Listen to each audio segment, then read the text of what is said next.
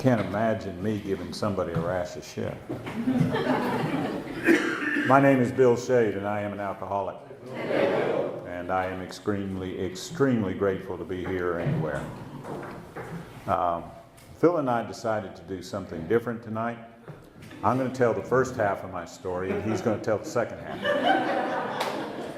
Because we've been riding around North Carolina doing this for a long time, and I think we can probably get that done. And you know, it's the funniest thing. I've been doing this for a while, and every time I do it, there's 3 stories. There's the one I'm going to tell, and that's the one I'm doing on the way down here.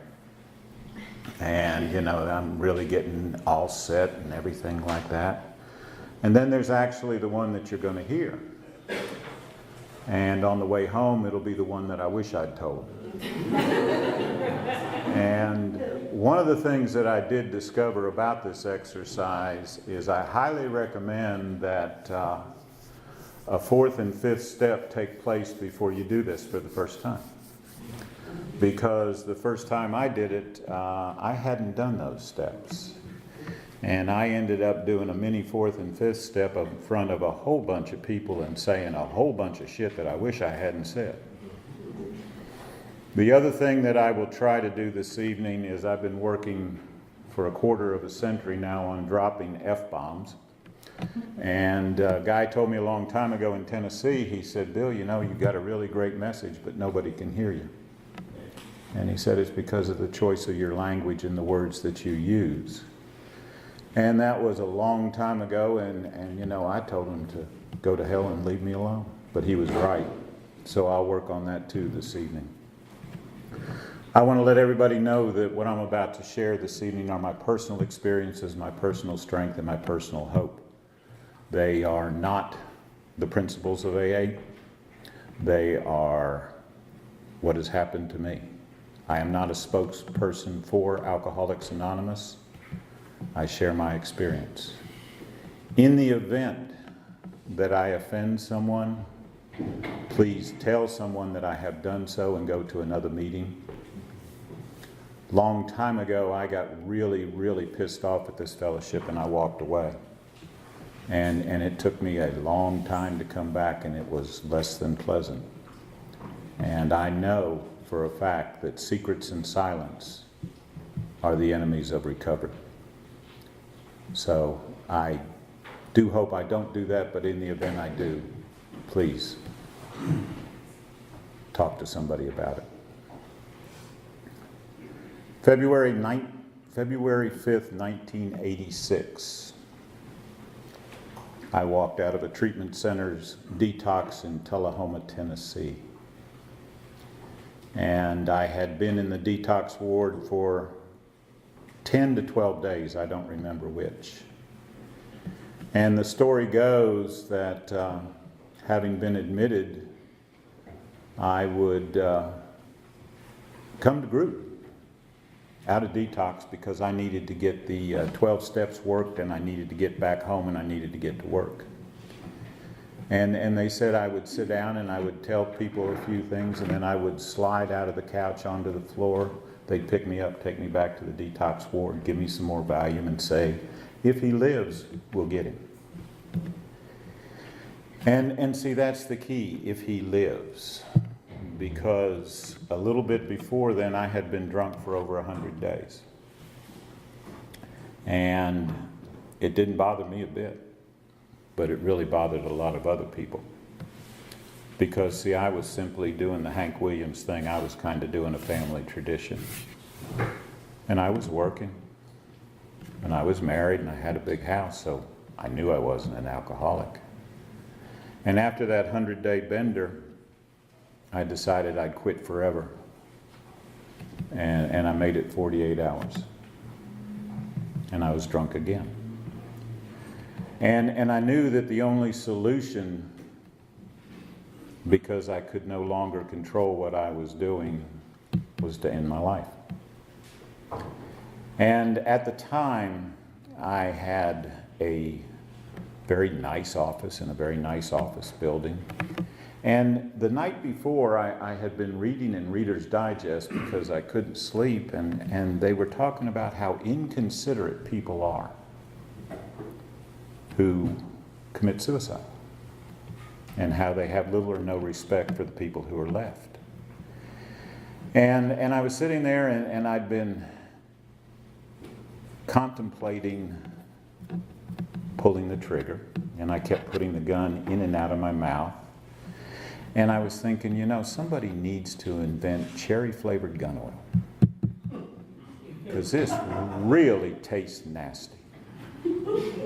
And I remember cocking the hammer and looking behind me, and the walls were stucco. And I thought, you know, that's really going to be a mess. And I stopped, and I picked up the phone, and I put it down, and I picked up the phone, and I put it down, because there was a lady in the community in this little tiny town who every time she had seen me would say, "You've got a problem and you need some help, call me, please." And I would go, "Bitch." And coincidentally, that's who I called. And she was a secretary in a treatment center. And she said, "We're on the 3rd floor of the hospital. Would you like to come in?" I said, "Yes, I would."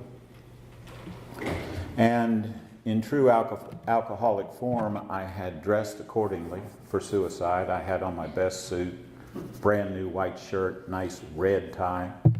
And I strolled into the treatment center, and I said, "I'm here for an evaluation." And this little lady walked out from the counselor's office, and she said, "I'll do your evaluation." And we went in, and she asked me all these questions, and I honestly answered her, and she said I passed. And I said, "Well, I thank you very much." I said, "I really appreciate all of this, and I'm going to go home and I'm going to think about it." And this little tiny lady comes out, and I'm standing up, and I'm getting ready to go towards the door. And she slugs me in the chest as hard as she can. And she says, "You stupid son of a bitch. Do you not understand if you walk out of this facility, you're going to die?" First surrender. I sat back down. I said, "What do I have to do?" She said, "You need to call your wife and you need to call your employer and tell them you'll see him in 30 days. And I did not say I can't, I won't, I shouldn't. I said, "Okay." And that was the beginning. And it has been a hell of a ride ever since. You know, I really understand that when I came here, I thought y'all were going to teach me how to drink. I really and truly did. And I knew that eventually, if I got the inside scoop, it would read, "My life is manageable and I do have power." Because see, those are the two biggest dilemmas of my life. Those are the two that have taken me over a quarter of a century to begin to accept that I am powerless. And yes, I'm powerless over alcohol, and yes, I'm powerless of other things.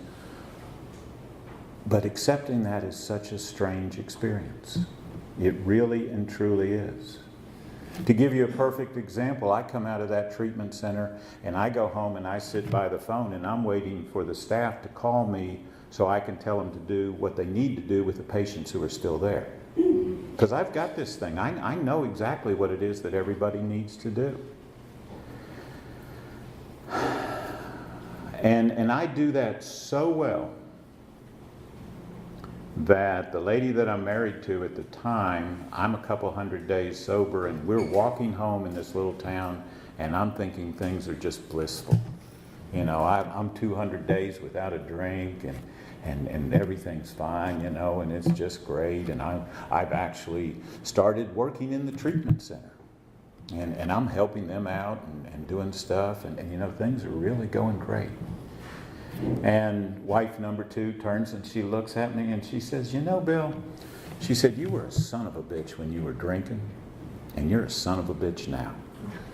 And she said, "I would really like it very much if you moved out tomorrow morning." Surrender number 2. And I immediately go home and call my sponsor. surrender number 3. And he said, I think you better come over and I think we better talk. And I did. And I cried. And I don't mean I did the little manly thing. I cried. I mean gut-wrenching, just absolutely sobbing from my very, very core of my soul. And I still remember his wife coming up to me and she put her arms around me and she said, you know, Bill, I'd love to steal your pain, but if I stole your pain, I'd steal your gain. And I didn't understand that, and it took me a long time to figure it out.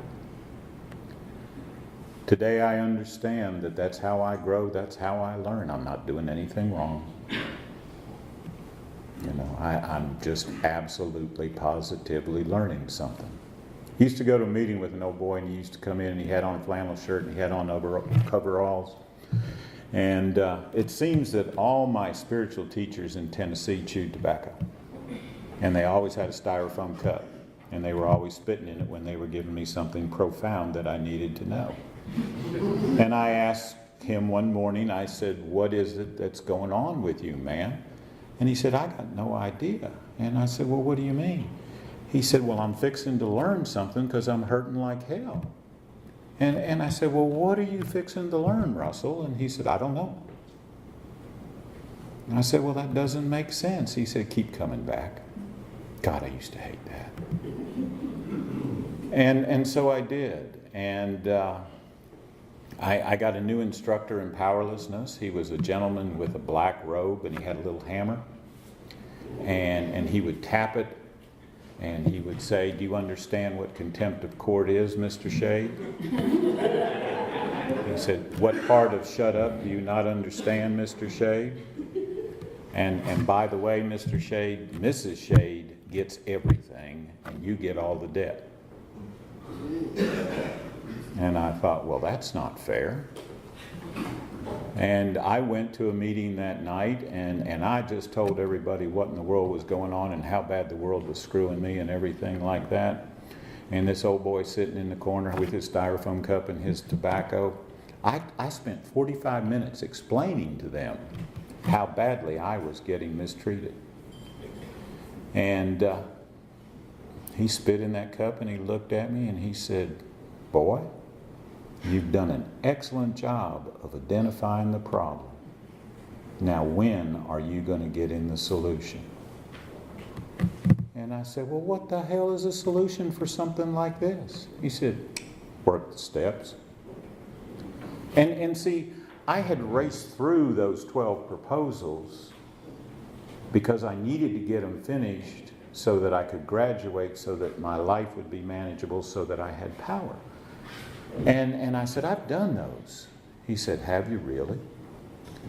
I said, yeah. I said, I did most of them in the treatment center right out of detox. He said, have you opened that book since you got out of the treatment center, son? I said, well, no, I read it. He said, maybe you ought to take a look at it again. Surrender. And so I go home and I get the book out and I begin to study and everything like that, and I say, this is complicated. And so I go to a meeting and I tell everybody that I'm working on a 4th step and I need their help. And then I go to another meeting and I tell everybody I'm working on a 4th step and I need their help. And then I go to another meeting and I tell everybody I'm working on a 4th step and I need their help. And finally this old boy takes me outside and he says, look, son, he said, you're obviously a very bright, intelligent man. He said, you're going to need some highly, highly technical skills and tools to get through this thing. I said, oh, I knew it. I knew they weren't telling me the whole story. I said, what am I going to need? He said, piece of paper and a pencil. I went, he said, go home tonight, write down everything that you're afraid of, everybody that you're pissed off at, and everybody you've ever had sex with. I said, everybody? I said, what if we don't know names? He said, right down the town.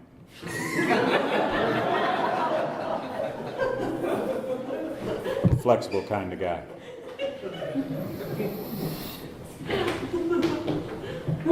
You know, it's a miracle, this program, because I had miracles this morning before I even got out of bed. I woke up this morning.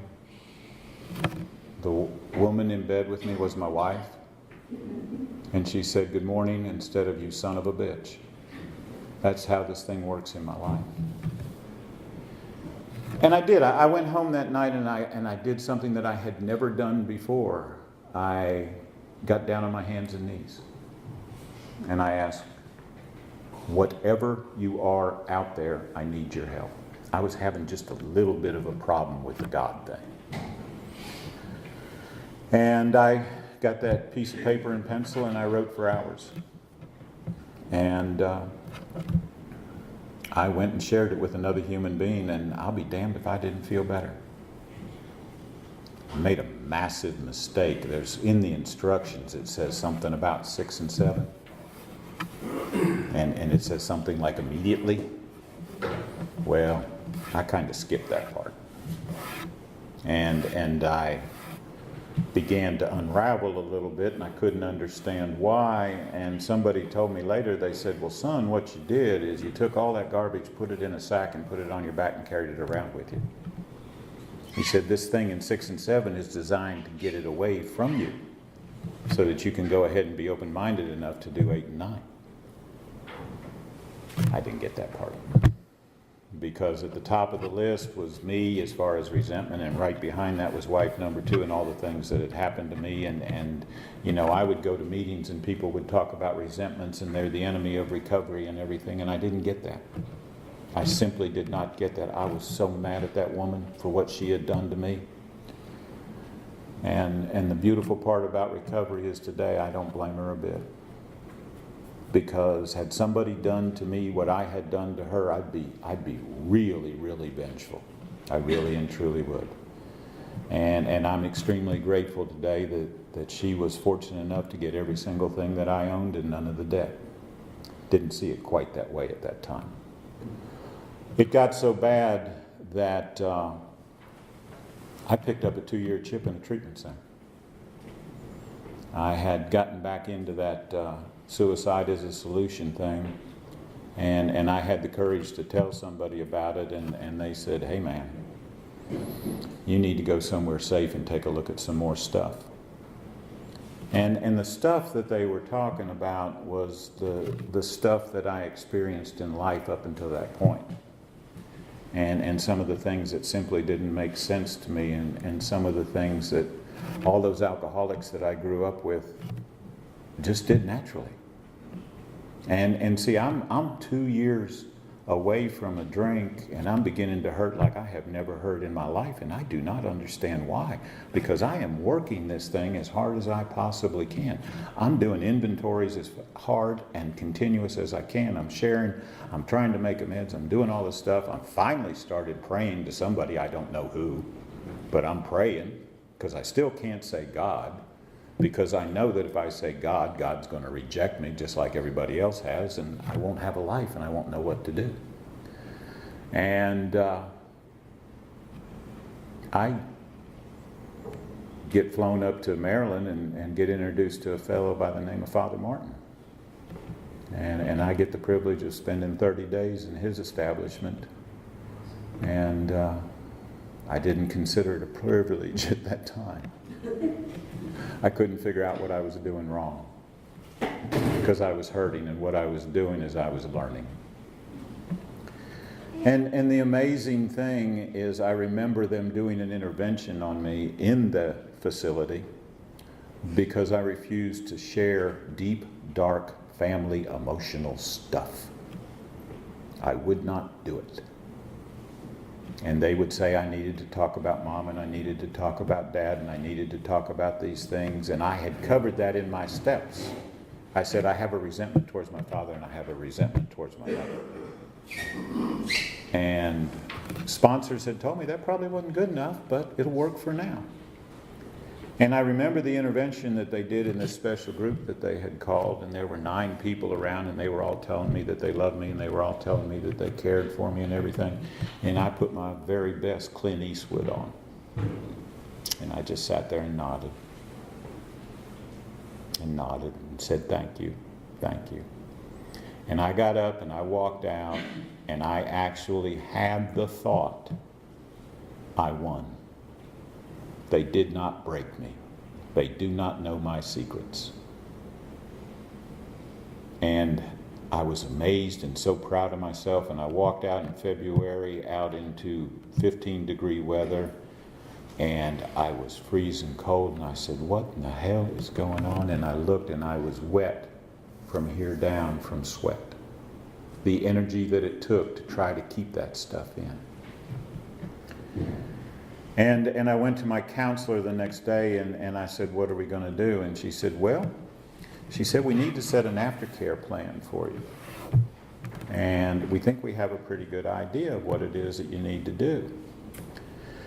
And this is the woman who, when I told her I was going to 14 to 15 AA meetings a week, and I was almost 2 years sober, asked me what the hell was wrong with me. Because I had found a place to hide and hang out and get addicted to something else. I got addicted to y'all. And she said, your aftercare program will consist of 3 meetings a week. No more, no less. And she said, here's the hard part for you, Bill.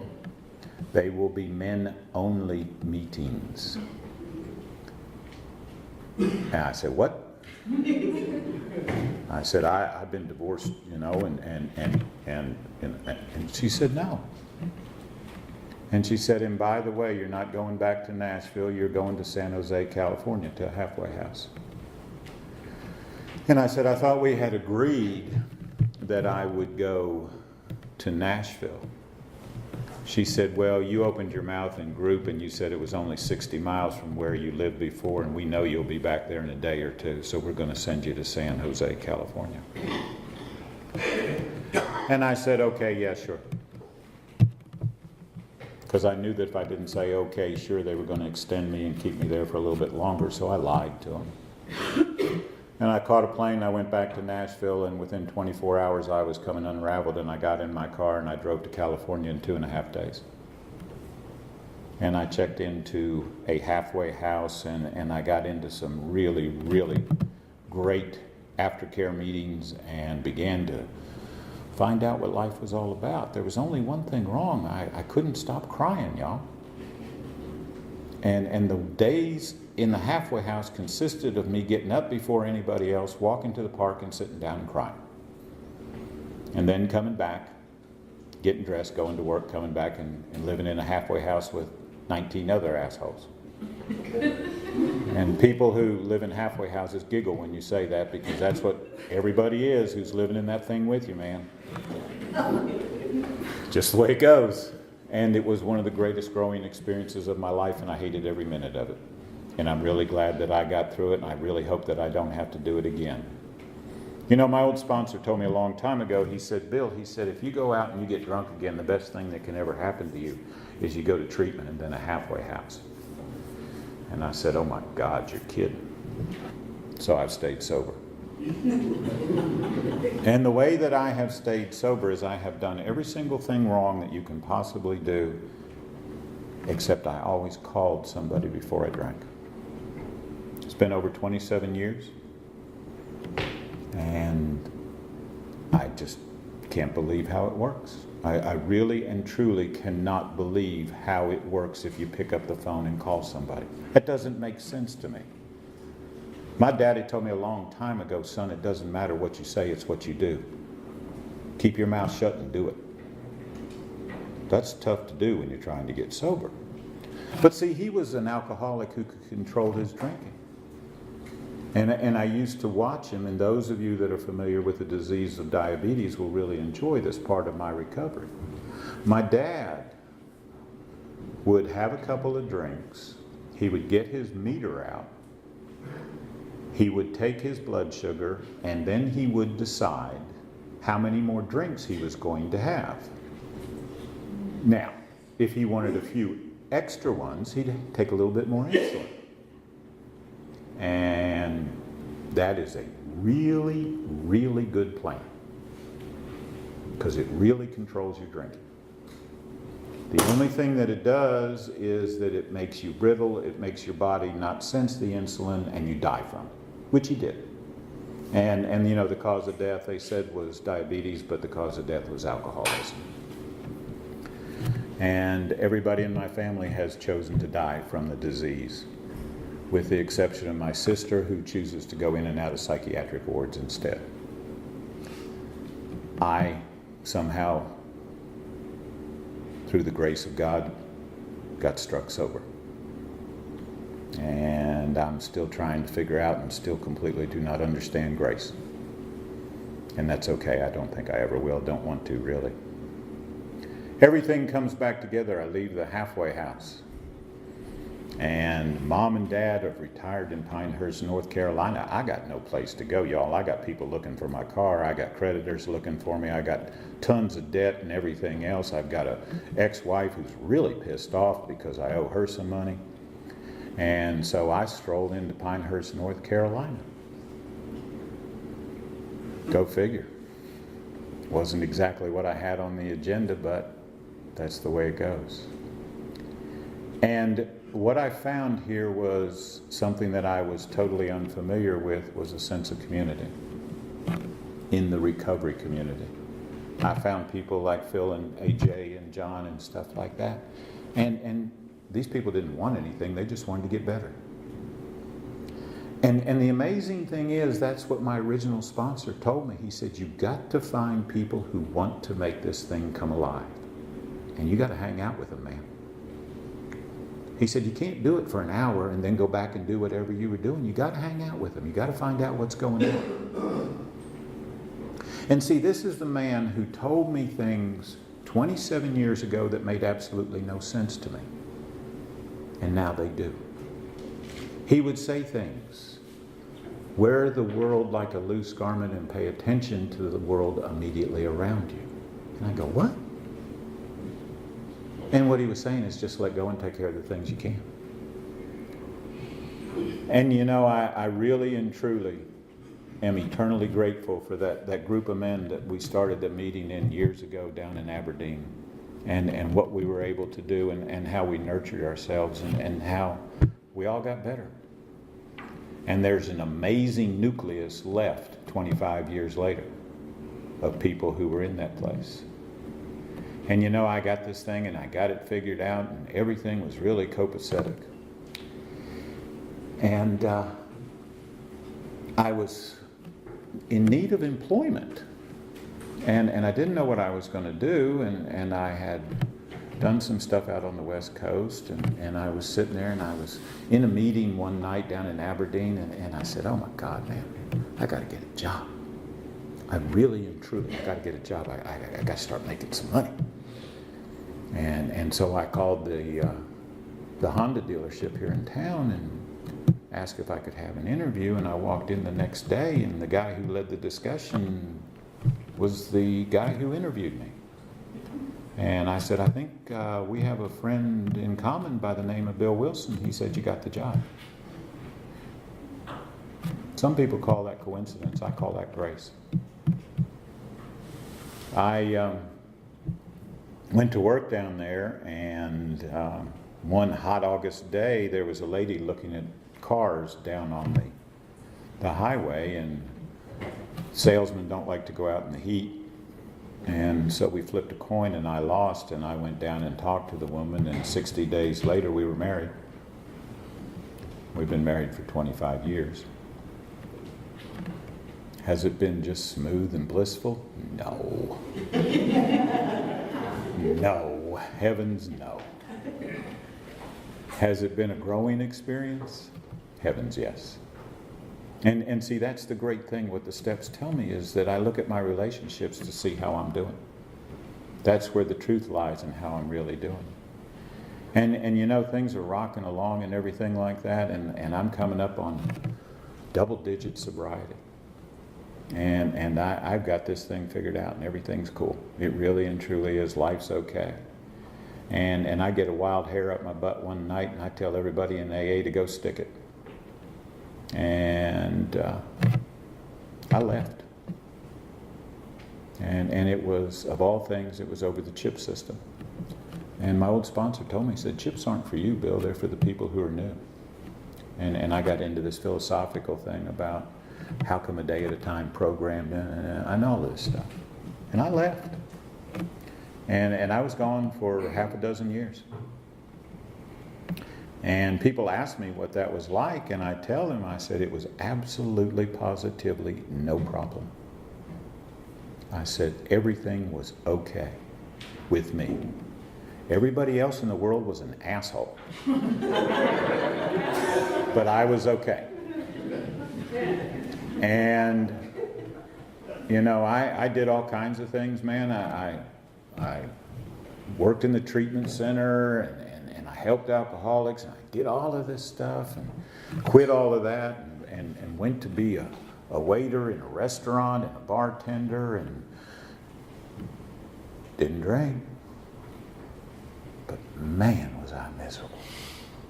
And so I figured out, you know, the thing to do is just to get the hell out of town. I need a road trip. 2 of my best friends died. They were my age. One ran off the road in his new Porsche, and the other one blew his brains out. And I said, you know, I think I understand what middle-age crazy is all about.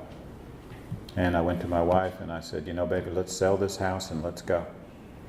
And we'd already lived on a sailboat. We'd already sailed in the Caribbean. We'd done all this stuff and everything. And she said, Bill, where are we going to go? What are we going to do? I said, let's go to Alaska. She said, what are we going to do? I said, I don't know. We'll just go. And gotta love the woman. She said, okay. Of course, as we handed the keys to the realtor, she started crying and cried for 2 days, but I understand that completely now.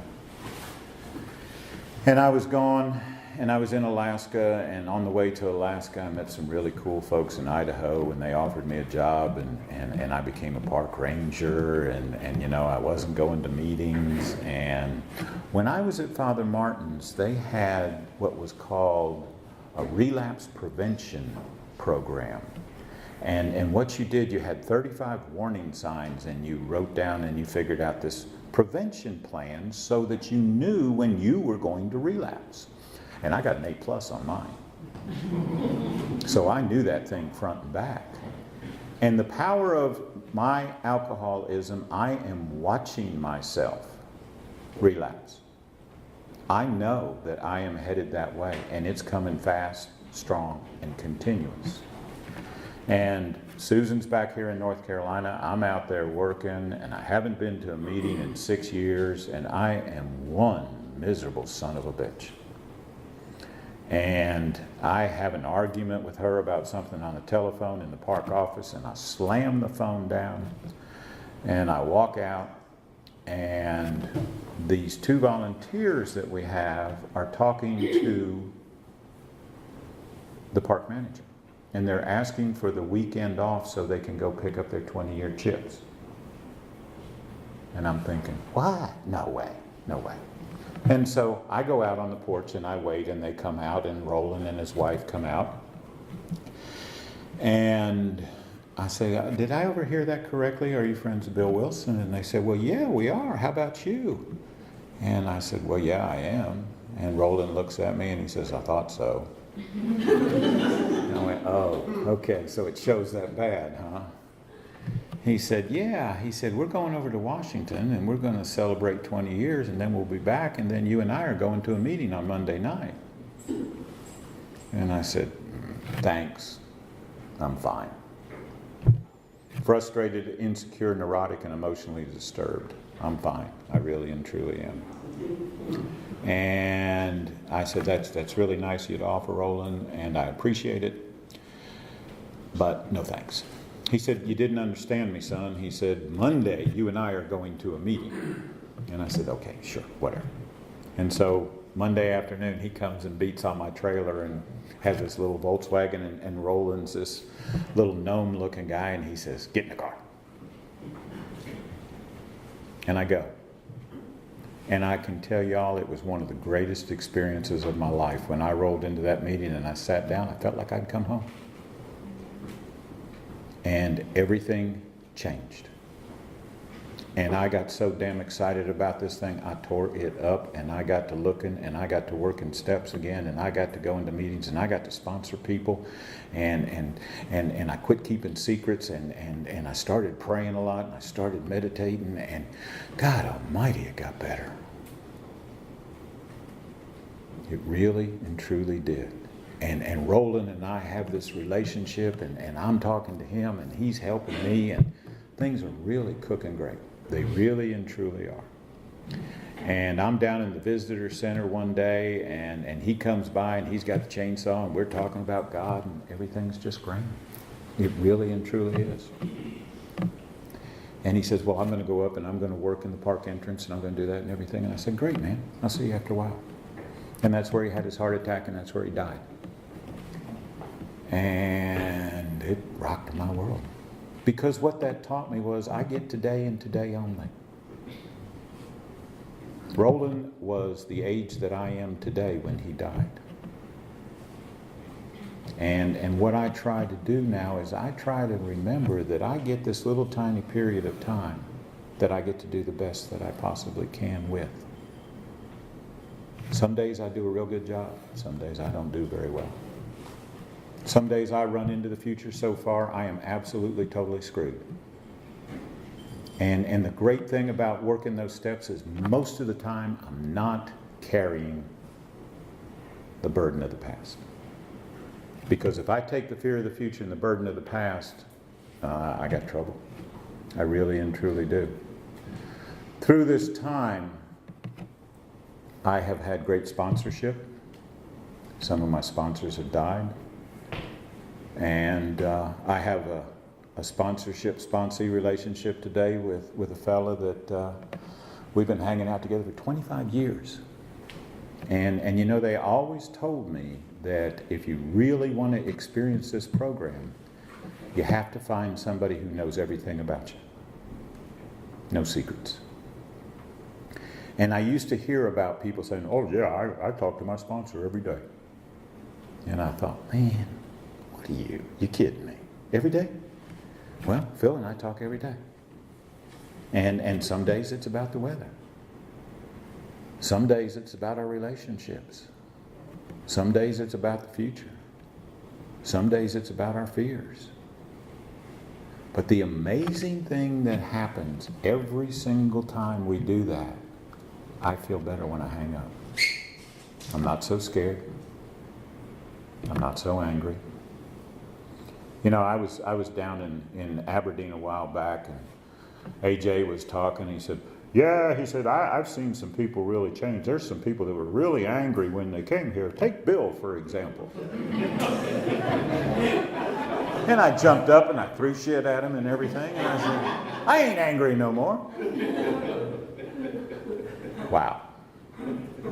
See, I remember the guy that I told you about who said those things that I didn't understand, and I remember going to him and asking him what God was about. And he said, well, he said, Bill, he said, let me ask you something. He said, you see the person across the street? And I said, yeah. He said, do you want to kill him?